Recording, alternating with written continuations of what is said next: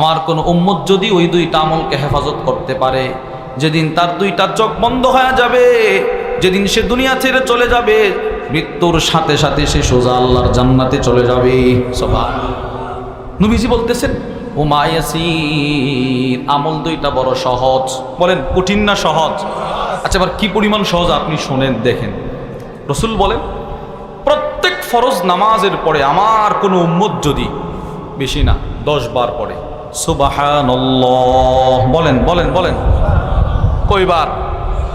প্রত্যেক ফরজ নামাজের পরে 10 বার, আর 10 বার আলহামদুলিল্লাহ, আর 10 বার আল্লাহু আকবার।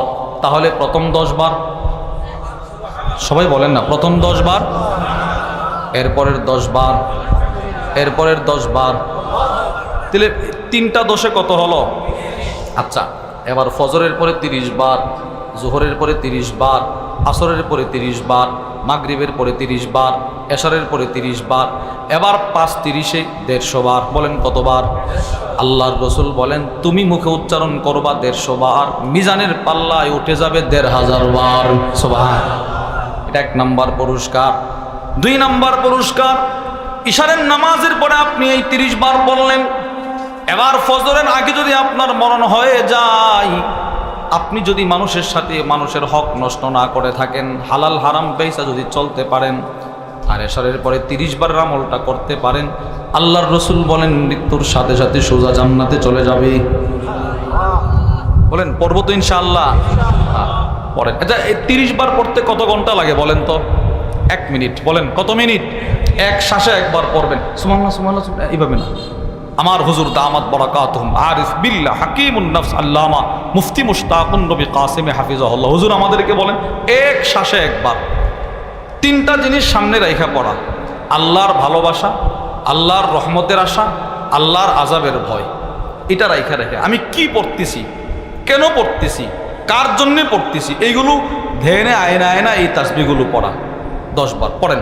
সুবহানাল্লাহ সুবহানাল্লাহ সুবহানাল্লাহ সুবহানাল্লাহ সুবহানাল্লাহ সুবহানাল্লাহ সুবহানাল্লাহ সুবহানাল্লাহ সুবহানাল্লাহ সুবহানাল্লাহ আলহামদুলিল্লাহ আলহামদুলিল্লাহ আলহামদুলিল্লাহ আলহামদুলিল্লাহ আলহামদুলিল্লাহ আলহামদুলিল্লাহ আলহামদুলিল্লাহ আলহামদুলিল্লাহ আলহামদুলিল্লাহ আলহামদুলিল্লাহ আল্লাহু আকবার আল্লাহু আকবার আল্লাহু আকবার আল্লাহু আকবার আল্লাহু আকবার আল্লাহু আকবার আল্লাহু আকবার আল্লাহু আকবার আল্লাহু আকবার আল্লাহু আকবার। এই হলো 30 বার। কত ঘন্টা গেছে বলেন? এই কত ঘন্টা গেছে বলেন না? 1 মিনিট। আচ্ছা, জীবনে আমি 1 মিনিট, জীবনে কত ঘন্টা এই অযথা কথা বলে নষ্ট করছি বলেন তো? করছি না? করছি না? এখন যে 30 বার পড়লেন, এই যে আপনি একবার সুবহানাল্লাহ পড়েছেন, একটা কিতাব আছে, একজন কুয়েতের শায়েখ, অনেক বড় শেখ, আমার বড় দোলা ভাই হযরত মাওলানা আব্দুর রহমান সাহেব হাফেজ, উনি কুয়েত থাকেন। তো উনার মাধ্যমে একজন শেখ আমাদের মাদ্রাসায় প্রায় 1 লক্ষ টাকার কিতাব দিছে। ওই কিতাবের মধ্যে একটা কিতাব, আমি সবগুলো তো পড়ার সুযোগ হয় না, যেটা যে সময় সামনে পাই একটু মোতালা করার চেষ্টা করি, ওইটার মধ্যে লেখা আছে বান্দা প্রতিদিন ফজরের মুসল্লি সে যখন সেজদায় পড়ে সুবহান রব্বিয়াল আলা, তো তার সুবহান রব্বিয়াল আলার বরকতে আল্লাহ পাক ওই পুরাটা দিন আসমান জমিনের সমস্ত মাখলুকাতের রিজিকের ব্যবস্থা করে দেয়। এই আজকে আপনাদের সুবহানাল্লাহর বরকতে আটলান্টিক মহাসাগরে সবচেয়ে বড় মাছ যেটা, ওইটার রিজিকের ব্যবস্থাও আল্লাহ আজকে করে দিয়েছেন। সমস্ত মাখলুকাতের রিজিকের ব্যবস্থা করা যদি আপনাকে দায়িত্বটা দেওয়া হতো তো কেমন হতো? পারতেন আপনি? আপনার সুবহানাল্লাহ একবার 7 জমিনের নিচে যত কীট পতঙ্গ সবগুলো রিজিকের ব্যবস্থা। সব পাখিগুলো ফজরের পরে ভোরে উড়ে উড়ে চলে যায় দূর বহুদূর রিজিকের অনুসন্ধান করার জন্য। একজন ফজরের নামাজ পড়নেওয়ালার বরকতেই আজকেও পাখিগুলো পেট ভরে রিজিক পেয়েছে। নামাজিদের নামাজের বরকতে আজকেও বেনামাজি দোকানে যাওয়ার সুযোগ পেয়েছে। যেদিন নামাজি থাক, স্বয়ং নবীজির 2টা আঙ্গুল মোবারক থেকে শত শত সাহাবীর পানির ব্যবস্থা আল্লাহ করে দিয়েছেন। বুখারী শরীফের বর্ণনা, وعن جابر بن عبد الله رضي الله تعالى عنهما قال, হযরত জাবির ইবনে আব্দুল্লাহ থেকে বর্ণিত, তিনি বলেন, আতিশান নাসু ইয়াউমাল হুদাইবিয়াহ, হুদাইবিয়ার দিন যত সাহাবা নবীজির সাথে ছিলেন সকলেই পানির পিপাসায় কাতরাইতেছে। পানি নাই, পানি শেষ হয়ে গেছে। আরবে পানি না থাকলে মানুষ কি কষ্ট করে। বাংলাদেশে তো এখানে পানি না থাকলে ওখানে পাওয়া যায়, টিউবওয়েল থেকেও পানি পাওয়া যায় অহরহ। কিন্তু আরব দেশটা ওইরকম ছিল না, মরুভূমি, ধুধু মরুভূমি, পানি নাই। সব সাহাবারা নবীজির কাছে গেছে। বুখারীর বর্ণনা, নবীজি ভেতরে গিয়ে আল্লাহ রসুলকে ডাকতেছে। নবীজি বের হয়ে আসছে, এসে বলে, মালাকুম, কি হলো, তোমরা আমার সামনে আসলে কেন? সাহাবারা বলে, ক্বালু ইয়া রাসূলুল্লাহ লাইসা ইনদানা মা নাতাওয়াদ্দা ওয়ালা নাশরাব, ওগো নবীজি, আমাদের কাছে পান করার মতো কোনো পানি নাই, উযু করার মতো কোনো পানি নাই। উযু কেমনে করব, পান কেমনে করব, নাই তো কোনো পানি। আল্লাহর রসুল বলে, তাই নাকি? বলে হ্যাঁ। সাথে সাথে নবীজির সামনে একটা রাকওয়া ছিল। রাকওয়া বলা হয় ইনাউন সগীরুন মিন জিলদিন, এইরকম ছোট চামড়ার তৈরি মশক, উটের চামড়া দিয়ে বানানো হতো। ওইটার মধ্যে অল্প একটু পানি। হযরত জাবির ইবনে আব্দুল্লাহ বলেন, আমি তাকায় দেখি, ফাআদখালা ইয়াদাহু ফির রাকওয়া, আল্লাহ নবীজি নিজের হাত মোবারকের কয়েকটা আঙ্গুল মোবারক ওই রাকওয়া মশকের ভিতরে ঢুকায় দিলেন। হযরত জাবের বলে, আমি তাকায় দেখি, ফাজাআলাল মাউ ইয়াসুরু বাইনা আসাবিহি কাআমসালিল উয়ুন, পাহাড়ের উপর থেকে ঝর্ণার পানি যেইভাবে প্রবাহিত হয়, আমি তাকায় দেখি নবীজির 2টা আঙ্গুল থেকে ঝর্ণার মতো পানির ব্যবস্থা আল্লাহ করে দিয়েছেন। নবীজির আঙ্গুল থেকে এই পানি বের হইতেছে, লাগাতার অনবরত বের হইতেছে। সাহাবারা বলে, ফাশারিবনা ওয়া তাওয়াদ্দানা, ওই পানি আমরা পান করছি। সুবহানাল্লাহ বলেন না। ওই পানি আমরা পান করছি, ওইটা দিয়ে ওযু করছি, গবাদি পশুগুলো স্টক করছি। তো একজন রাবি হযরত জাবির ইবনে আব্দুল্লাহকে প্রশ্ন করলেন, কাম কুনতুম, হে জাবের, যেদিন নবীজির আঙ্গুল থেকে পানি বের হয়েছিল, পানি কদ্দুর বের হয়েছিল একটু আন্দাজ করার জন্য বলতেছি তোমাকে। জাবের, ওই দিন তোমরা মানুষের সংখ্যা কতজন ছিলা? মানুষের সংখ্যাটা শুনলে বোঝা যাবে পানি কদ্দুর বের হয়েছে। হযরত জাবির ইবনে আব্দুল্লাহ বলেন, ওই দিন কতজন ছিলাম এটা এখন বলবো না, পরে বলি, আগে শোনো, পানি যেভাবে বের হচ্ছিল, লাউ কুন্না মিআতা আলফ লাকাফানা, ওই দিন যদি আমাদের সাথে 1 লক্ষ মানুষও থাকতো, তো যেইভাবে পানি বের হচ্ছিল 1 লক্ষ মানুষের জন্য যথেষ্ট হয়ে যেত। আল্লাহু আকবার বলেন, আল্লাহু আকবার। কি পরিমাণ পানি বের হয়েছে নবীজির আঙ্গুল থেকে বলেন। বুখারীর এই হাদিস থেকে আমরা বুঝলাম, হযরত জাবের বলেন, ওই দিন আমাদের সাহাবাদের সংখ্যা ছিল 1500। সুবহানাল্লাহ বলেন। আচ্ছা বলেন তো, 1500 মানুষের পানির ব্যবস্থা এই 1 লিটার আর আধা লিটার পানি দিয়ে হবে? কি পরিমাণ পানি বেরোছে। একটা দৃষ্টান্ত আমরা বুখারী শরীফ থেকে পাইলাম যে নবীজির আঙ্গুল থেকে আল্লাহ পানির ব্যবস্থা করে দিয়েছেন। দৃষ্টান্ত নম্বর 2, এটাও বুখারীর বর্ণনা। ওয়ান আব্দুল্লাহ ইবনে মাসউদ রাদিয়াল্লাহু তাআলা আনহু ক্বাল, নবীজির একজন সাহাবী ছিলেন, অনেক দামি সাহাবী, দেখতে ছোট, মর্যাদার দিক দিয়ে অনেক বেশি। সুবহানাল্লাহ বলেন। ওই সাহাবীর নাম হলো হযরত আব্দুল্লাহ ইবনে মাসউদ। অনেক ছোট ছিলেন। আপনারা যারা সামনে বসছেন, এইভাবে আরবের মানুষ বসলে যদ্দুর উঁচু দেখা যায়, ওই সাহাবী এতটুকু লম্বা ছিল। তো লম্বা না খাটো? শুধু খাটো না, অনেক খাটো, অনেক খাটো। এই খাটো মানুষটার পা ছিল এইরকম চিকন চিকন, এইরকম চিকন চিকন। ইমাম বুখারী রাহিমাহুল্লাহর বিখ্যাত কিতাব আল আদাবুল মুফরাদ, ওই কিতাবের মধ্যে বর্ণনা আসছে হুজুর সাল্লাল্লাহু আলাইহি ওয়াসাল্লাম একদিন ওনাকে বললেন, হে আব্দুল্লাহ, আমার মেসওয়াকের প্রয়োজন, ওই গাছ থেকে একটা ঢাল নিয়ে আসো তো। হযরত আব্দুল্লাহ ইবনে মাসউদ ওই গাছে উঠলেন, বাতাসে ওনার ইজা কাপড় যেটা এটা নড়তেছে, উড়তেছে। তো সাহাবারা হাসি দিছে। নবীজি বলেন, তোমরা হাসি দিলে কেন? সাহাবারা বলে, ইয়া রাসূলুল্লাহ, তার পাটা চিকন দেখে হাসি উঠছে। আল্লাহর রসুল বলে, শোনো, পাটা চিকন হতে পারে, মানুষটা ছোট হতে পারে।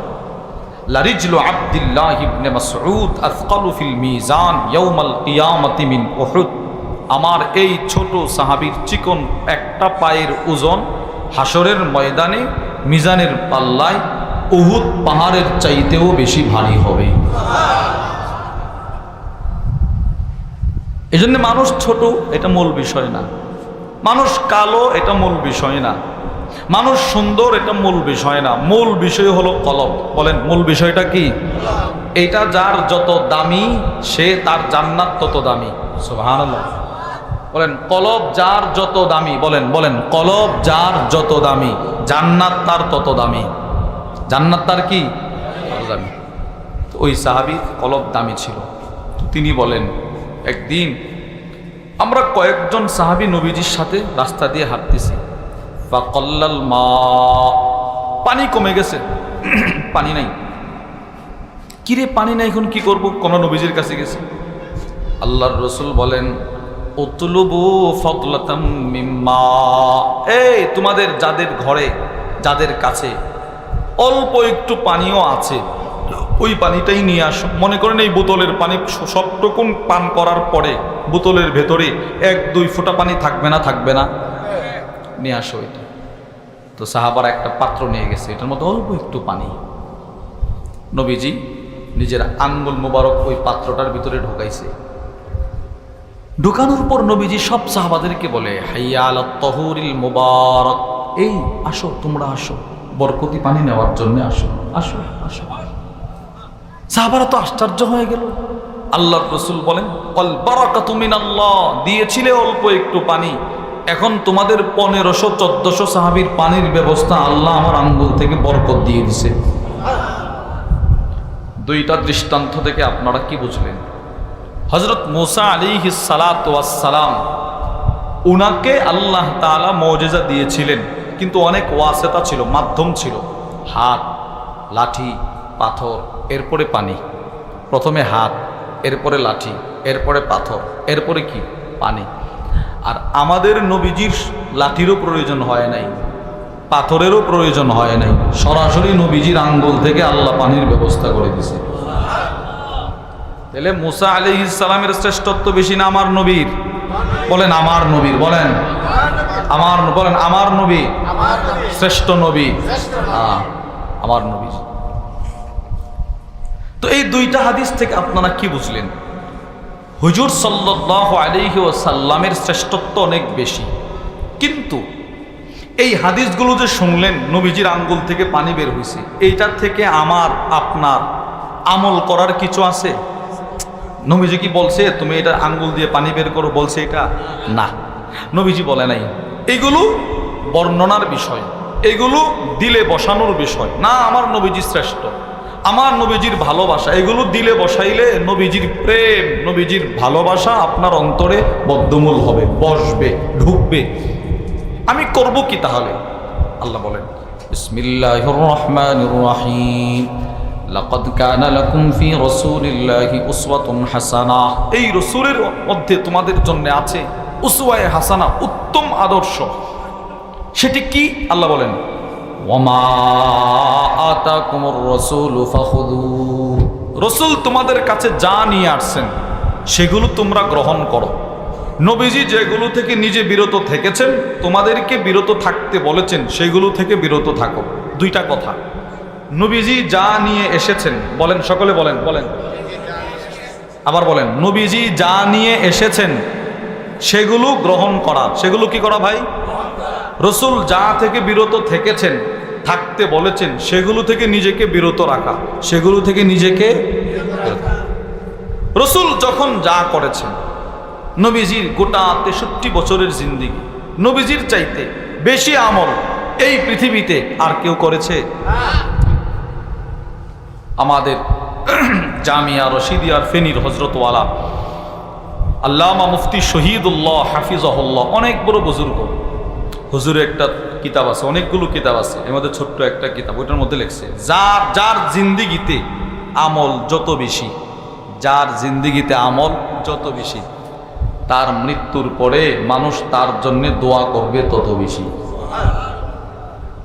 যার সেজদা যত বেশি, তার ইসালে সওয়াব করবে মানুষ তত বেশি।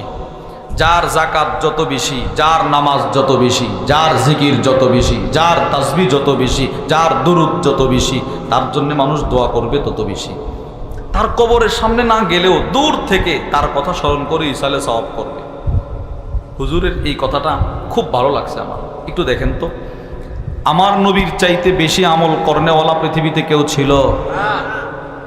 আচ্ছা এবার বলেন, পৃথিবীর মধ্যে একটা সেকেন্ড বাকি নাই, একটা সেকেন্ড এরকম খালি নাই যে নবীজির রওজার সামনে কোনো মানুষ না থাকে।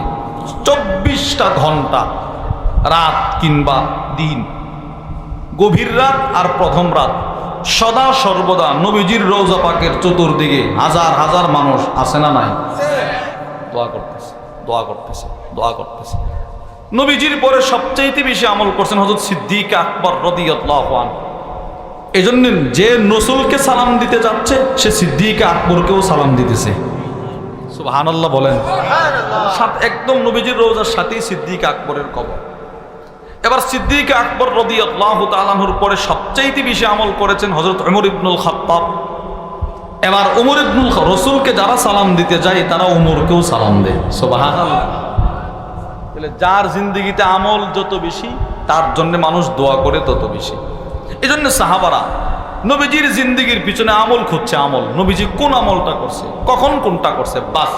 কোন সাহাবী কোন আমল দেখছে, মৃত্যু পর্যন্ত সেই আমলটা সাহাবী ছাড়ে নাই। সুবহানাল্লাহ বলেন না।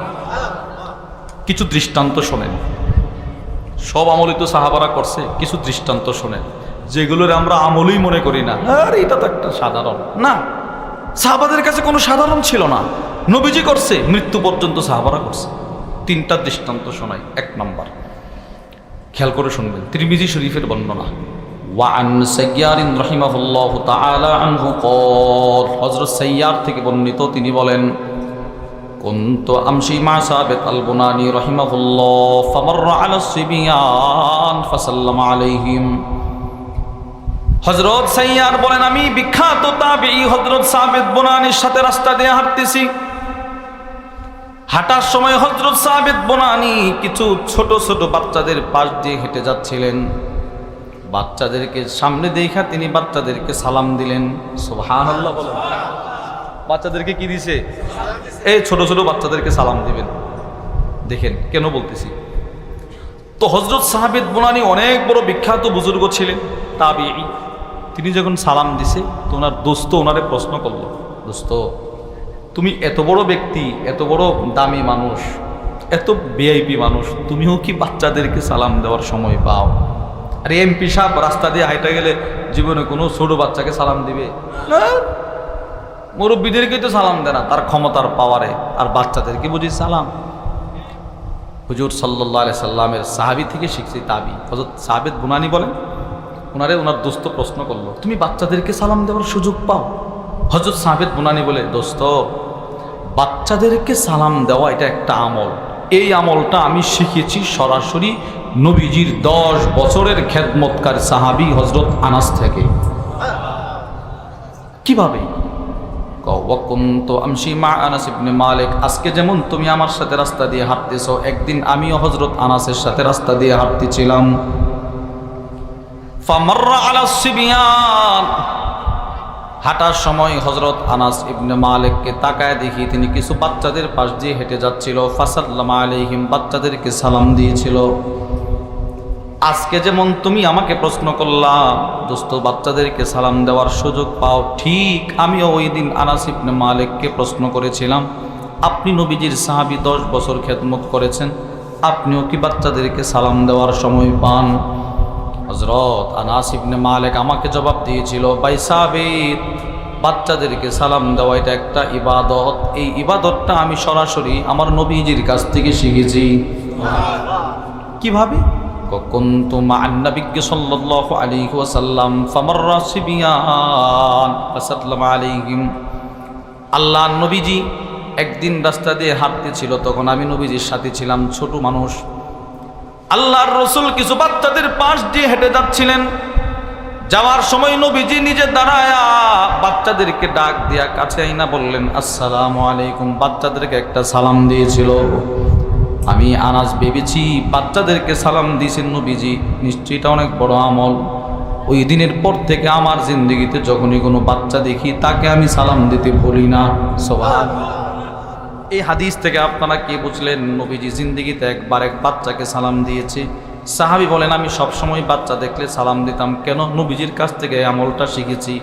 আর সাহাবী বলেন, তাবি বলেন, আমি নবীজির সাহাবীর সাথে হাঁটতেছিলাম, তিনি বাচ্চাদেরকে সালাম দিতেন, আমিও সালাম দেই। সুবহানাল্লাহ বলেন। তাহলে নবীজি থেকে সাহাবী, সাহাবী থেকে তাবি, একটা দৃষ্টান্ত পাইলাম। দৃষ্টান্ত নম্বর 2, মুসলিম শরীফের বর্ণনা। وعن عبد الله بن عمر رضي الله تعالى عنهما قال, হযরত আব্দুল্লাহ ইবনে ওমর বলেন, খেয়াল করে হাদিসটা শুনেন, বাইনামা নাহনু নুসাল্লি মা রাসূলিল্লাহি সাল্লাল্লাহু আলাইহি ওয়াসাল্লাম। হযরত আব্দুল্লাহ ইবনে ওমর বলেন, একদিন আমি নবীজির সাথে এক নামাজে ছিলাম। নামাজে আজকে যেমন আপনারা এশারের নামাজ পড়লেন, সাহাবী বলেন একদিন আমিও নবীজির সাথে কোনো একটা নামাজ পড়লাম। নামাজের মাঝখানে ফাকালা রাজুলুম মিনাল কওম, এক সাহাবী বলে উঠল, নামাজের মাঝখানে একজন বলে উঠল, আল্লাহু আকবার কবীরা। বলেন বলেন বলেন বলেন, সকলে বলেন, আল্লাহু আকবার কবীরা ওয়ালহামদুলিল্লাহি কাসীরা ওয়া সুবহানাল্লাহি বুকরাতান ওয়া আসীলা। এই 3টা কালিমা একজন সাহাবী নামাজের মাঝখানে 3টা কালিমা বলছে। 3টা কালিমা বললেন না তো আমার সাথে, এটার ফজিলতটা শুনেন। সাহাবী 3টা কালিমা বলছে, আল্লাহু আকবার কবীরা ওয়ালহামদুলিল্লাহি কাসীরা ওয়া সুবহানাল্লাহি বুকরাতান ওয়া আসীলা। এবার নামাজ শেষ। ফালাম্মা সাল্লা রাসূলুল্লাহ, আল্লাহর রাসূল নামাজ শেষ করার পর নবীজি সাহাবাদের দিকে ঘুরে বসে বললেন, এই সাহাবারা, মানিল কাইলু কালিমাতা কাদা ওয়া কাদা। কে রে এই নামাজের মাঝখানে 3টা কালিমা কে পড়ছো? একটু দাঁড়াও তো তুমি। তো যে সাহাবী পড়ছে, ওই সাহাবী কিছুটা ঘাবড়ায় গেছে, কিরে নবীজি আবার কিছু বলে কিনা, একটু ভয় পাইতেছে। আল্লাহর রাসূল বললেন, কে রে পড়ছো? একটু দাঁড়াও, একটু দাঁড়াও, দাঁড়াও দাঁড়াও। আল্লাহ নবীজি বলার পর সাহাবী নিজের থেকে একটু দাঁড়াইলেন। ফাকামা রাজুলুন, এই ফাকালা রাজুলুন, এক সাহাবী দাঁড়ায় বললেন, ওগো নবীজি, নামাজের মাঝখানে এই 3টা কালিমা আমি পড়েছি, আমি 3টা কালিমা আমি পড়ছি। আল্লাহর রাসূল বলেন, আজিবতু লাহা, সাহাবী, তোমার 3টা কালিমার ফজিলতের কথা জিবরিল আমাকে বলছে, আমি তোমার 3 কালিমার ফজিলতার সওয়াবের কথা শুনে স্বয়ং আমি নবীজি আশ্চর্য হয়ে গেলাম। সুবহানাল্লাহ বলেন। আমি নবীজি আশ্চর্য হয়ে গেছি। আজিবতুল্লাহ, তোমার 3 কালিমার সওয়াব দেখে আমি নবীজি তো আশ্চর্য। কেন, কি হলো? আল্লাহর রাসূল বলেন, তুমি যে 3টা কালিমা পড়েছো, তোমার 3 কালিমার সওয়াব নেওয়ার জন্য ফেরেশতারা এমন ভাবে দৌড়াদৌড়ি শুরু করে দিল। আমি আল্লাহর রাসূল বলেন, আমি তাকায় দেখি, ফুতিহাত লাহা আবওয়াবুস সামা, তোমার 3 কালিমার সওয়াব নেওয়ার জন্য ফেরেশতাদের দৌড়াদৌড়ি দেখে আল্লাহ তাআলা আকাশের সবগুলো দরজা খুলে দিয়েছেন। তাহলে 3টা কালিমার দাম কেমন? বলেন বলেন, আল্লাহু আকবার কবীরা, আল্লাহু আকবার কবীরা, الله أكبر كبيرا والحمد لله كثيرا والحمد لله كثيرا والحمد لله كثيرا وسبحان الله بكرة وأصيلا وسبحان الله بكرة وأصيلا وسبحان الله بكرة وأصيلا এই হলো তিন কালিমা। এবার হাদিস শেষ। এই হাদিস যেই সাহাবী বর্ণনা করতেছেন তার নাম হলো হযরত আব্দুল্লাহ ইবনে উমর।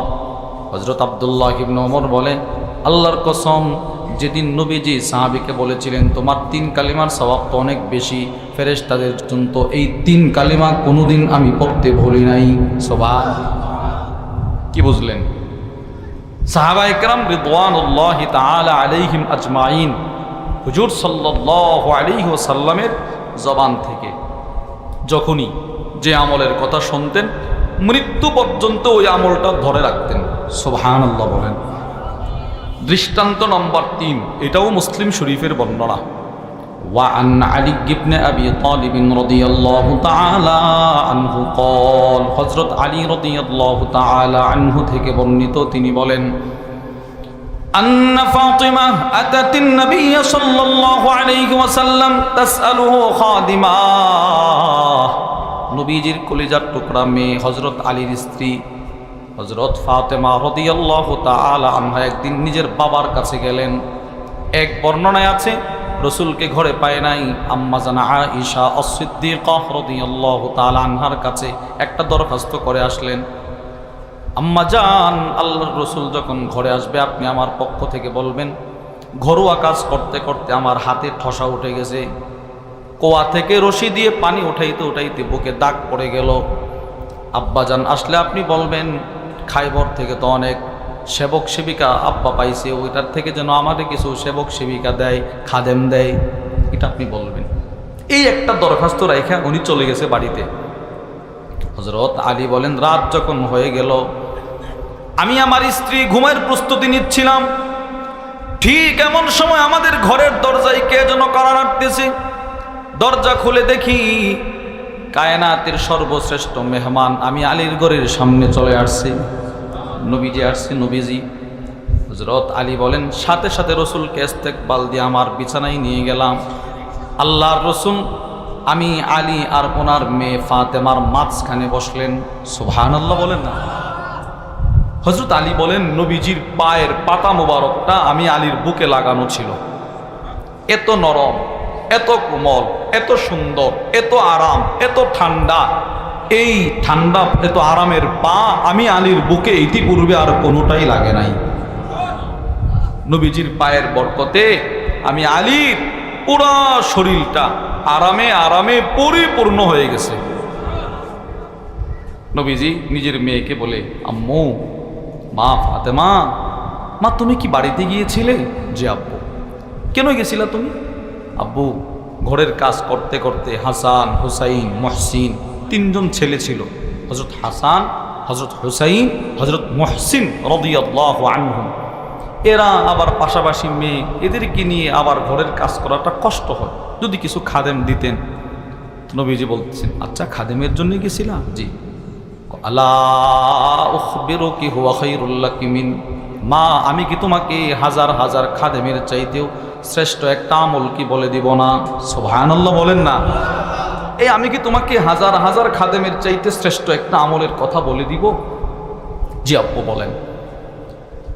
মা তুসাব্বিহিনাল্লাহ ইনদা মানামিকি সালাসান ওয়া সালাসিন, তুমি যখন রাতে ঘুমানোর জন্য বিছানা গ্রহণ করবা তখন তুমি 33 বার পড়বা সুবহানাল্লাহ সুবহানাল্লাহ সুবহানাল্লাহ সুবহানাল্লাহ। বলেন কতবার?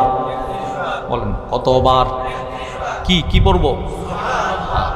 ওয়া তাহমাদিনাল্লাহ ইনদা মানামিকি সালাসান ওয়া সালাসিন, মা আর 33 বার তুমি পড়বা আলহামদুলিল্লাহ। ওয়াতুকাব্বিরিনাল্লাহ ইনদা মানামিকি 34, আর 34 বার পড়বা আল্লাহু আকবার। এই হলো মোট 100 বার। প্রথম 33 বার সুবহানাল্লাহ, এরপরের 33 বার আলহামদুলিল্লাহ, এরপরের 34 বার আল্লাহু আকবার। আমি রসুল বলে দিলাম কোটি কোটি খাদেমের চাইতে 100 তাসবির দাম বেশি। সুবহানাল্লাহ। শ্রেষ্ঠ, কি পরিমাণ শ্রেষ্ঠ এটা একটু বোঝানোর জন্য আপনাদেরকে আরেকটা হাদিস শোনাই, এটাও মুসলিম শরীফের বর্ণনা। قال رسول الله صلى الله عليه وسلم খুল্লাতান, আল্লাহর রাসূল বলেন দুইটা আমল আছে এরকম, লা ইউহাফিজু আলাইহিমা আবদুল মুসলিমুন ইল্লা দাখালাল জান্নাহ। আমার কোন উম্মত যদি ওই দুইটা আমলকে হেফাজত করতে পারে, যেদিন তার দুইটা চোখ বন্ধ হয়ে যাবে, যেদিন সে দুনিয়া ছেড়ে চলে যাবে, মৃত্যুর সাথে সাথে সে সোজা আল্লাহর জান্নাতে চলে যাবে। সুবহানাল্লাহ। নবীজি বলতেছেন ও মায়াসির, আমল দুইটা বড় সহজ। বলেন কঠিন না সহজ? আচ্ছা এবার কি পরিমাণ সহজ আপনি শোনেন দেখেন। রসুল বলেন প্রত্যেক ফরজ নামাজের পরে আমার কোনো উম্মত যদি বেশি না 10 বার পড়ে সুবহানাল্লাহ, বলেন বলেন বলেন, কয়বার? 10। প্রত্যেক ফরজ নামাজের পরে 10 বার, আর 10 বার আলহামদুলিল্লাহ, আর 10 বার আল্লাহু আকবার। তাহলে প্রথম 10 বার, সবাই বলেন না, প্রথম 10 বার, এরপরের 10 বার, এরপরের 10 বার, তাহলে 3টা 10-এ কত হলো? আচ্ছা এবার ফজরের পরে 30 বার, জোহরের পরে 30 বার, আসরের পরে 30 বার, মাগরিবের পরে 30 বার, এশারের পরে 30 বার, এবার 5 30-এ 150 বার। বলেন কতবার? আল্লাহর রসুল বলেন তুমি মুখে উচ্চারণ করবা 150 বার, মিজানের পাল্লায় উঠে যাবে 1500 বার। সুবহানাল্লাহ। এটা 1 নাম্বার পুরস্কার। 2 নাম্বার পুরস্কার, ইশারের নামাজের পরে আপনি এই 30 বার বললেন, এবার ফজরের আগে যদি আপনার মরণ হয়ে যায়, আপনি যদি মানুষের সাথে মানুষের হক নষ্ট না করে থাকেন, হালাল হারাম পয়সা যদি চলতে পারেন, আর এশারের পরে 30 বার আমলটা করতে পারেন, আল্লাহর রসুল বলেন মৃত্যুর সাথে সাথে সোজা জান্নাতে চলে যাবে। বলেন পড়ব তো ইনশাআল্লাহ? পড়েন। আচ্ছা এই 30 বার পড়তে কত ঘন্টা লাগে বলেন তো? 1 মিনিট। বলেন কত মিনিট? এক শ্বাসে একবার পড়বেন সুবহানাল্লাহ সুবহানাল্লাহ, এইভাবে না। আমার হুজুর দামাত বারাকাতুহুম আরিফ বিল্লাহ হাকিমুন নফস আল্লামা মুফতি মুশতাকুন নবী কাসিম হাফিজাহুল্লাহ, হুজুর আমাদেরকে বলেন এক শ্বাসে একবার 3টা জিনিস সামনে রাখা পড়া, আল্লাহর ভালোবাসা, আল্লাহর রহমতের আশা, আল্লাহর আযাবের ভয়। এটা রাখা রেখে আমি কি পড়তেছি, কেন পড়তেছি, কার জন্য পড়তেছি, এইগুলো ধ্যানে আয়না আয়না এই তাসবিহগুলো পড়া 10 বার পড়েন। সুবহানাল্লাহ সুবহানাল্লাহ সুবহানাল্লাহ সুবহানাল্লাহ সুবহানাল্লাহ সুবহানাল্লাহ সুবহানাল্লাহ সুবহানাল্লাহ সুবহানাল্লাহ সুবহানাল্লাহ আলহামদুলিল্লাহ আলহামদুলিল্লাহ আলহামদুলিল্লাহ আলহামদুলিল্লাহ আলহামদুলিল্লাহ আলহামদুলিল্লাহ আলহামদুলিল্লাহ আলহামদুলিল্লাহ আলহামদুলিল্লাহ আলহামদুলিল্লাহ আল্লাহু আকবার আল্লাহু আকবার আল্লাহু আকবার আল্লাহু আকবার আল্লাহু আকবার আল্লাহু আকবার আল্লাহু আকবার আল্লাহু আকবার আল্লাহু আকবার আল্লাহু আকবার। এই হলো 30 বার। কত ঘন্টা গেছে বলেন? এই কত ঘন্টা গেছে বলেন না? 1 মিনিট। আচ্ছা জীবনে আমি 1 মিনিট, জীবনে কত ঘন্টা এই অযথা কথা বলে নষ্ট করছি বলেন তো? করছি না করছি না? এখন যে 30 বার পড়লেন, এই যে আপনি একবার সুবহানাল্লাহ পড়েছেন, একটা কিতাব আছে, একজন কুয়েতের শায়েখ, অনেক বড় শেখ, আমার বড় দোলা ভাই হযরত মাওলানা আব্দুর রহমান সাহেব হাফেজ, উনি কুয়েত থাকেন। তো উনার মাধ্যমে একজন শেখ আমাদের মাদ্রাসায় প্রায় 1 লক্ষ টাকার কিতাব দিছে। ওই কিতাবের মধ্যে একটা কিতাব, আমি সবগুলো তো পড়ার সুযোগ হয় না, যেটা যে সময় সামনে পাই একটু মোতালা করার চেষ্টা করি, ওইটার মধ্যে লিখে আছে বান্দা প্রতিদিন ফজরের মুসল্লি সে যখন সেজদায় পড়ে সুবহান রব্বিয়াল আলা, তো তার সুবহান রব্বিয়াল আলার বরকতে আল্লাহ পাক ওই পুরাটা দিন আসমান জমিনের সমস্ত মাখলুকাতের রিজিকের ব্যবস্থা করে দেয়। এই আজকে আপনাদের সুবহানাল্লাহর বরকতে আটলান্টিক মহাসাগরে সবচেয়ে বড় মাছ যেটা, ওইটার রিজিকের ব্যবস্থাও আল্লাহ আজকে করে দিয়েছেন। সমস্ত মাখলুকাতের রিজিকের ব্যবস্থা করা যদি আপনাকে দায়িত্বটা দেওয়া হতো তো কেমন হতো? পারতেন আপনি? আপনার সুবহানাল্লাহ একবার সাত জমিনের নিচে যত কীট পতঙ্গ সবগুলো রিজিকের ব্যবস্থা। সব পাখিগুলো ফজরের পরে ভোরে উড়ে উড়ে চলে যায় দূর বহুদূর রিজিকের অনুসন্ধান করার জন্য। একজন ফজরের নামাজ পড়নেওয়ালার বরকতেই আজকেও পাখিগুলো পেট ভরে রিজিক পেয়েছে। নামাজিদের নামাজের বরকতে আজকেও বেনামাজি দোকানে যাওয়ার সুযোগ পেয়েছে। যেদিন নামাজি থাকবে না, যেদিন একজনও তাসবিহ পড়ার মানুষ থাকবে না, যেদিন একজনও লা ইলাহা ইল্লাল্লাহ বলনেওয়ালা থাকবে না, সেদিন এই রিজিকও বন্ধ হবে, আসমান জমিন আল্লাহ ধ্বংস করে দিবে। তাহলে এই তাসবিহর দাম আছে না নাই?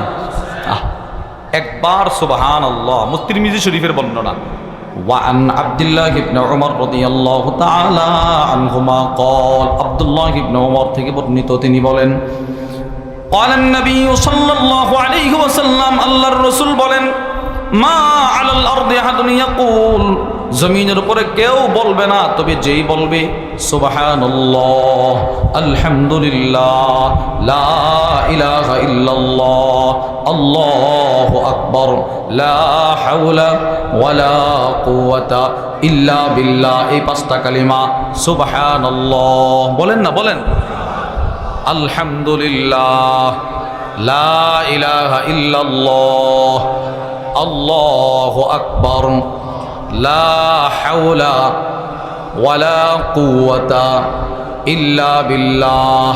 আল্লাহর রাসূল বলেন এই কালিমাগুলো কেউ যদি দিল থেকে আল্লাহর ভালোবাসা, আল্লাহর রহমতের আশা, আল্লাহর আযাবের ভয়, অর্থাৎ এই তিনটা জিনিসকে সামনে নিয়ে চিন্তা করে এই কালিমাগুলো কেউ যদি একবার পড়ে, তার গুনাহ যদি সমুদ্রের ফেনা পরিমাণও হয় আল্লাহ মাফ করে দিবেন। সুবহান বলেন পড়ব তো ইনশাআল্লাহ। নবীজি বলে আমার যে উম্মত প্রত্যেক ফরজ নামাজের পরে 10 বার পড়বে সুবহানাল্লাহ, 10 বার পড়বে আলহামদুলিল্লাহ, 10 বার পড়বে আল্লাহু আকবার, তার দুইটা পুরস্কার। সারাদিনে হবে 150 বার, মিজানের পাল্লায় উঠবে 1500 বার। এটা 1 নাম্বার। 2 নাম্বার পুরস্কার, এশারের পরে পড়েছেন তো ফজরের আগে মারা গেলে জান্নাত। আচ্ছা আপনি বলেন তো এই আজকের রাতটা 2025 28শে সেপ্টেম্বর, এই আজকের রাতটা কি পৃথিবীর কোনো মানুষের জন্য শেষ রাত হবে না? কি পরিমাণ মানুষের জন্য শেষ রাত হবে বলেন তো? একটা কিতাব আছে, ওই কিতাবের মধ্যে আছে ইদা জান্না লাইলুন হাল তাইশু ইলাল ফাজার। পৃথিবীর মানুষ রাত তো অনেকেই দেখে, সূর্যটা ডুবছে এটা অনেকে দেখছে, কিন্তু সূর্য ওঠাটা অনেকে দেখতে পারে না। এই গত কয়েকদিন 2 দিন আগে আমার মাদ্রাসার এলাকায় সুস্থ মানুষ, একদম সুস্থ, প্রবাস থেকে আসছে, সুটাম দেহের অধিকারী, রাত্রে ঘুমাইছে। ঘুমানোর পূর্বে গত বৃহস্পতিবারে একটা মাহফিল ছিল ওই এলাকায়, ওই মাহফিলের আগের বছর 5000 টাকাও লিখাইছে। তো ওই টাকাটা এই বুধবারে রাত্রে এশারের নামাজের পরে ওইটা দিয়ে আসছে। রাত্রে ঘুমাইছে, ফজরের পূর্বে মুহূর্তে বুকে ব্যথা উঠছে, মারা গেছে। 24 ঘন্টার ব্যবধানে জমিনের উপরের মানুষটা জমিনের নিচে চলে যায়। আজীব না এটা? আজীব না? বলেন আশ্চর্য না? একসাথে শ্বাসটুলে চা পান করছে, সকালে এলাম, জোহরে জানাজা, আসরে জোহরের পরে দাফন, 24 ঘন্টা অতিবাহিত হয় না, উপরের মানুষটা মাটির নিচে চলে গেল। যে একবার চলে গেল সে তো আর কখনো ফিরে আসবে না। কখন থেকে এই তাসবিহগুলো পড়ব? কখন? আজ না হই কাল, আজ না হই কাল, আজ না হই কাল। ওই কিতাবের মধ্যে আছে কাম্মিন ফাতা ইউসবিহু ওয়া ইউমসি লাহিয়া। পৃথিবীর কত যুবক, কত যুবতী, কত পুরুষ, কত মহিলা, কত ছেলে, কত মেয়ে রাত দিন কাটাইতেছে উদাসীন, অথচ ওয়াকাদ নুসিজাত আকফানুহু ওয়া হুয়া লা ইয়াদরি। বাজারে তার কাফনের কাপড়টা প্রস্তুত, দোকানদার বসে আছে, এই মাইয়িত সে বুঝেই না, জানেই না। আছে না এরকম? কার কাফনের কাপড়টা বাজারে চলে আসছে আমরা কেউ জানি, ওই লোকও কিন্তু দোকানটা খুলে বসে থাকে, এলাকায় কেউ মারা গেলে সে কিন্তু মনে মনে আকাঙ্ক্ষা করে আমার দোকান থেকে নিলে তো কিছুটা লাভ হল। দোকানওয়ালা প্রস্তুত, কাফনের কাপড় তৈরির কারখানা প্রস্তুত, মসজিদের খাটিয়াটাও প্রস্তুত, মসজিদের কাজ চলমান থাকা অবস্থায়ও কাজ অবশিষ্ট আছে, কিন্তু কি বলে খাটিয়াটা নিয়ে আসো, কখন কে মারা যায়, খাটিয়া আগের থেকে কিনা প্রস্তুত, মাঠ প্রস্তুত, যিনি নামাজ পড়াবেন তিনিও প্রস্তুত, কবর খনন করনেওয়ালারাও প্রস্তুত, মারা গেলে ঘণ্টাখানেকের ভিতরে সুন্দর কবর খনন করে ফেলে। যাকে নিয়ে এত কল্পনা, যাকে নিয়ে এত জল্পনা, সে অপ্রস্তুত।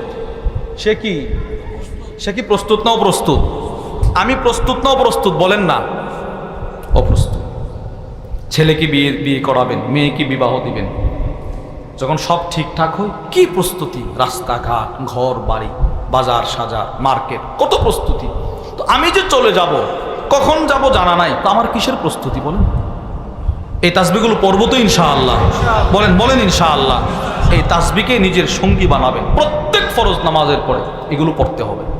পড়ে না, পড়ে না। হুজুর সালামটা ফিরাইলি ঠাস করে সুন্নত, অথবা চলে যা, সুন্নতের পরেও পড়েন, এই বের হয়ে গেছে। নবীজি বলছে, এটা আমার কথা না। সাহাবারা বলে, ইয়া রাসূলুল্লাহ, এই 10 বার পরে তো জান্নাতে চলে যাবে, এত সহজ আমল। আল্লাহর রসুল বলে, এটাও করতে পারবে না আমার উম্মত, এটাও কি করতে? কেন? সে সালামটা ফিরাবে, শয়তান তাকে, মুসলিম শরীফের বর্ণনা, শয়তান এসে বলবে, কাস্টমার চলে আসছে, চলে যাও, খেতে চলে যাও, ওখানে চলে যাও, বাজারে চলে যাও, খেলাটা জমে উঠছে, যাও চলে যাও। এই শয়তান তাকে এতটাই কুমন্ত্রণা দিবে যে সে একটা মিনিটের জন্য তাসবিহগুলো পড়ার সুযোগ তার হবে না। আল্লাহ আমাদেরকে হেফাজত করেন, বলেন আমিন। বলেন না ভাই, বলেন আমিন। আমিন পড়ব তো ইনশাআল্লাহ। প্রত্যেক ফরজ নামাজের পরে 10 বার কি বলেন? প্রথম 10 বার কি, এরপরের 10 বার, এরপরের 10 বার। এবার পুরস্কার কি? 5 নামাজে উচ্চারণ হবে কত? মিজানের পাল্লায় কত? সুবহানাল্লাহ বলেন। আচ্ছা, এবার দ্বিতীয় পুরস্কার, মৃত্যুর সাথে সাথে সোজা জান্নাত। এরপরে নবীজি বলে, আমার যে উম্মত ঘুমানোর পূর্বে রাতে, অনেকে আছে রাত্রে ঘুমের বড়ি খায়, ঘুমাইতে পারে না, আপনার জন্য এই আমলটা। আপনি 33 বার 34 বার উজু করে বিছানায় পিঠটা লাগাবেন, দেখেন আপনি শেষ করতে পারবেন না। এটা শেষ করা যায় না, এর আগেই ঘুম চলে আসে। সুবহানাল্লাহ বলেন। নবীজি বলেন, মা, এই 33 বার তুমি পড়বা, তোমার মুখে উচ্চারণ হবে 100 বার, মিজানের পাল্লায় উঠবে 1000 বার, আর রাতে মারা গেলে সোজা জান্নাত। এবার আসেন, এই আমলটা দিয়েছেন হযরত আলী রাদিয়াল্লাহু। আলী বলেন, এই আমলটা দিয়েছেন স্বয়ং নবীজি।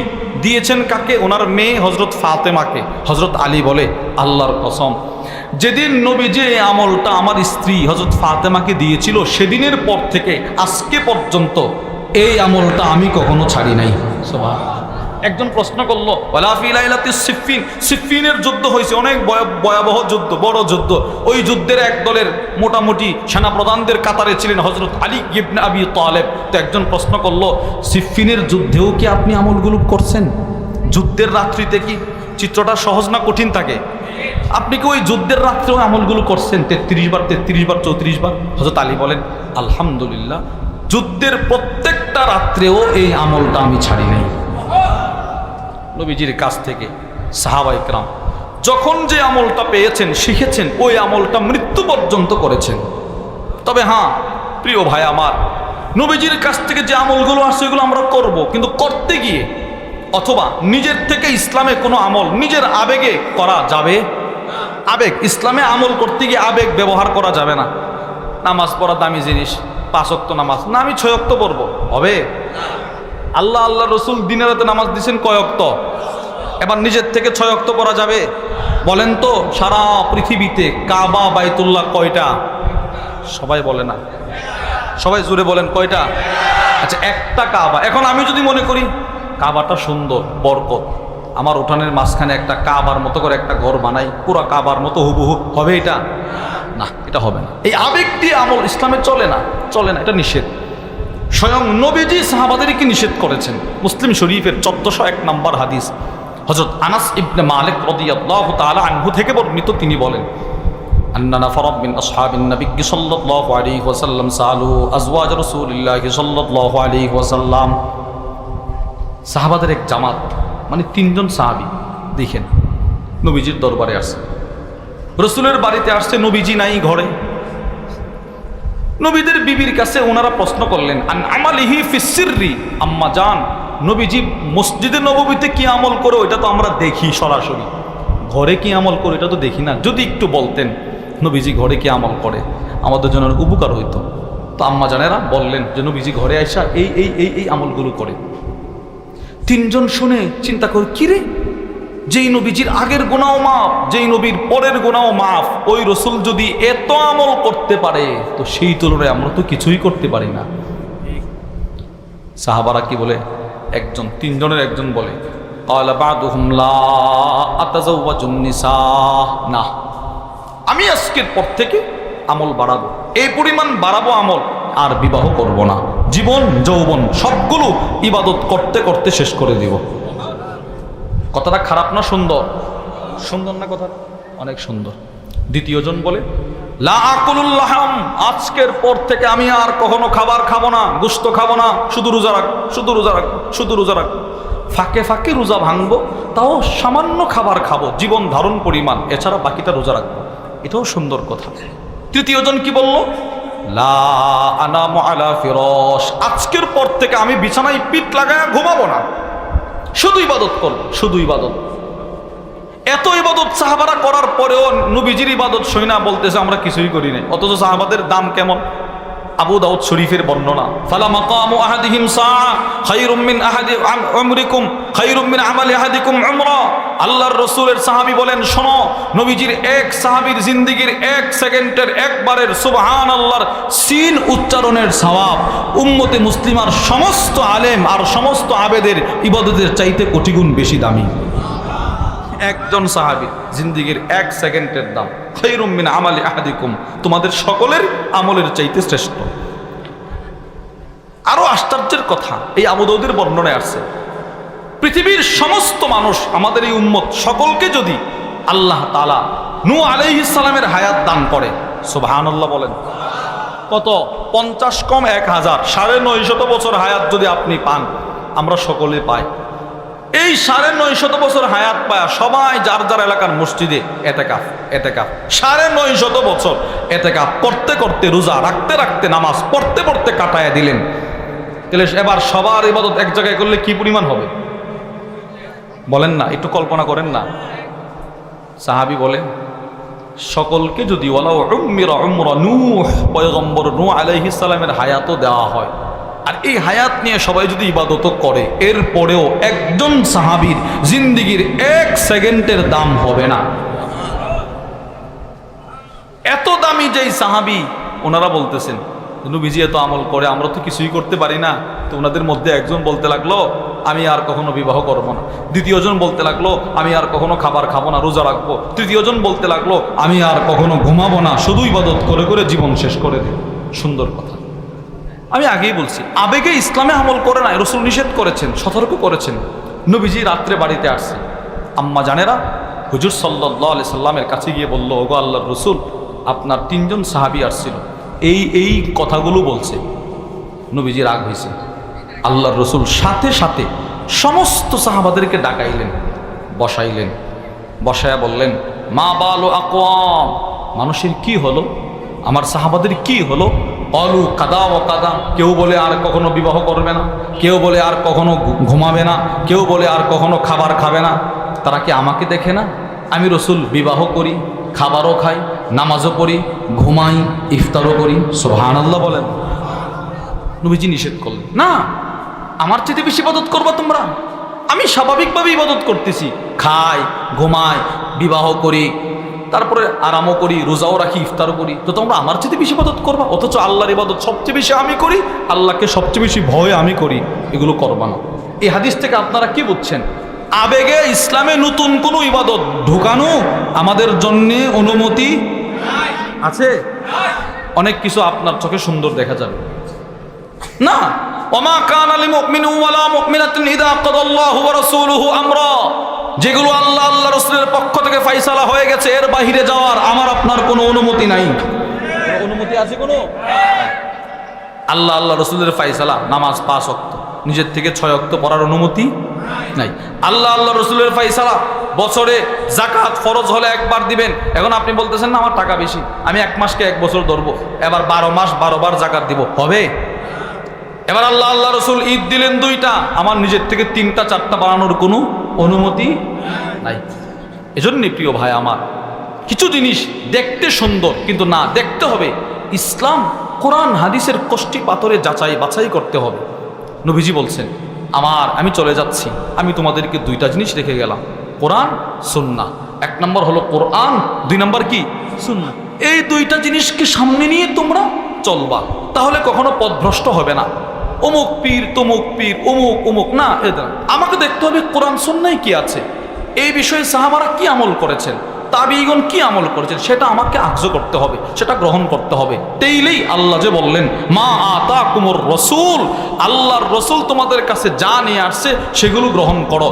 আশ্চর্যের বিষয় হলো এই আয়াতের ব্যাখ্যায় আল্লামা আব্দুর রহমান ইবনু নাসির আস-সাদি রহিমাহুল্লাহ তার বিখ্যাত তাফসীরের কিতাব তাইসিরুল করিমির রহমান ফি তাফসীরি কালামিল মান্নান, ওই কিতাবের মধ্যে লেখেন হাদা শামিলুন লিউসুলিদ দ্বীন ওয়া ফুরুই যাহিরিহি ওয়া বাতিনি। ইসলাম ধর্মের যত আদেশ নিষেধ মৌলিকভাবে আছে, যত আদেশ নিষেধ শাখাগতভাবে আছে, যত আদেশ নিষেধ বাহ্যিকভাবে আছে, অভ্যন্তরীণভাবে আছে, সবগুলো মা আতাকুমুর রাসূল আর ওয়ামা নাহাকুম আনহু ফান্তাহুর ভিতরে আল্লাহ ঢুকাইয়া দিয়েছেন। সুবহানাল্লাহ। মানে এখন নিজের থেকে আমি কোনো ইবাদত ইসলামে ঢুকানোর মতো অনুমতি আমার নাই, স্বাধীনতা আমার। আমি এখন নিজের থেকে কোনো কিছু ঢুকাইলে বিষয়টা কি হবে? নবীজি বুঝে নাই, আল্লাহ বুঝে নাই, আমি নতুন করে বুঝছি। নাউজুবিল্লাহ বলেন না। সর্বশেষ একটা কথা বলেই শেষ করে দিচ্ছি। খতিবে বাগদাদি রহিমাহুল্লাহ একটা কিতাব আছে আল ফাকিহ ওয়াল মুতাফাক্কিহ, ওই কিতাবের উদ্ধৃতি দিয়ে কেউ কেউ বলেন ইমাম মালিক রহিমাহুল্লাহর সামনে এক লোক মসজিদে নববী থেকে এহরামের কাপড় বাঁধছে, উমরা করবে, উমরা। তো মদিনা থেকে উমরার উদ্দেশ্যে যেতে হলে মিকাত আছে, একটা নির্ধারিত মিকাত, ওখানে মসজিদ আছে, ওখান থেকে নামাজ পড়ে এহরামের কাপড় পরে রওনা হয়। তো ওই লোক মসজিদে নববী থেকে বাঁধছে। তো বেদে ইমাম মালিক বলতেছে তুমি এখান থেকে এহরাম বাঁধলা, বিশেষ কোনো ফজিলত মনে করে বাঁধছো? ও জি, এটা মসজিদে নববী তো, নবীজির মসজিদ তো, ফজিলত তো আছেই, এজন্য এখান থেকে বাঁধতেছি। তো ইমাম মালিক বলল ও আচ্ছা, তুমি এমন একটা ফজিলত নিতে চাইছো যেই ফজিলতটা নবীজির জিন্দিগিতে অর্জন করতে পারে নাই। বুঝেন নাই কথা? তুমি এখান থেকে বাঁধতেছো, মনে করছো অনেক সওয়াবের কাজ, তো নবীজি জিন্দিগিতে এই সওয়াবটা বুঝি করতে পারে নাই, এটা তুমি করতেছো। সাবধান বেটা, আল্লাহ রসুল যেটা যেখান থেকে করতে বলছে সেটা সেখান থেকেই করবা। নিজের থেকে বাড়ায়া, নিজের থেকে কমানো কোনো অপশন ইসলামে তোমাকে আল্লাহ তাআলা দেয় নাই, আমাকে দিছে। এজন্য প্রিয় ভাই আমার, আমরা আমাদের ঈমানকে, আমরা আমাদের ইসলামকে, আমরা আমাদের আমালকে সাজাবো সাহাবারা যেইভাবে আল্লাহ রসুলকে দেখে দেখে সাজিয়েছেন ওইভাবে। বলেন ইনশাআল্লাহ, বলেন না ইনশাআল্লাহ। এজন্যে অনেক মেহমান আছেন, প্রত্যেকের আলোচনাগুলো দিল দিয়ে শুনবেন, মন দিয়ে শুনবেন। সর্বশেষ আমার বড় ভাই হযরত মাওলানা মুফতি আনিসুর রহমান আশরাফি হাফিজুল্লাহ হুজুরও রওনা হয়ে গেছেন, আলহামদুলিল্লাহ যথাসময়ে চলে আসবেন। আপনারা অনেক কষ্ট করে এত সুন্দর একটা আয়োজন করেছেন, এই আয়োজনটা যেন আমাদের সকলের হেদায়েতের জরিয়া হয়ে যায়। বলেন আমিন। আল্লাহ আমাদের সকলকে যে কথাগুলো বললাম সেই কথাগুলোর উপর আমাকে আপনাকে সকলকে আমাল করার তৌফিক দান করেন। ওমা আলাইনা ইল্লাল বালাগ। আসসালামু আলাইকুম ওয়া রাহমাতুল্লাহি ওয়া বারাকাতুহু। আলহামদুলিল্লাহ, ধন্যবাদ মুহতারামকে মূল্যবান তকরির পেশ করার জন্য। সম্মানিত হাজিরানে মজলিস, তাওহীদি জনতা, আমরা সকলেই দাঁড়িয়ে না থেকে বসে পড়ি। এই পর্যায়ে আমাদের মাঝে উপস্থিত হয়েছেন হযরত মাওলানা হাফেজ মনিরুজ্জামান সাহেব, শাইখুল হাদিস হযরত মাওলানা মনিরুজ্জামান সাহেব। আমাদের মাঝে আজকে যিনি প্রধান অতিথি, প্রধান আকর্ষণ, মুফাসসিরে কোরআন হযরত মাওলানা আনিসুর রহমান আশরাফি সাহেব যথা সময় আমাদের মাঝে উপস্থিত হবেন। আমাদের মাঝে উপস্থিত হবেন আমাদের বড় ভাই হযরত মাওলানা গাজী ইয়াকুব উসমানী সাহেব। হযরত মাওলানা গাজী ইয়াকুব উসমানী সাহেব আমাদের মাঝে উপস্থিত হয়েছেন। সম্মানিত তাওহীদি জনতা, আমরা সকলেই মাহফিলের ভিতরে চলে আসি। মাহফিল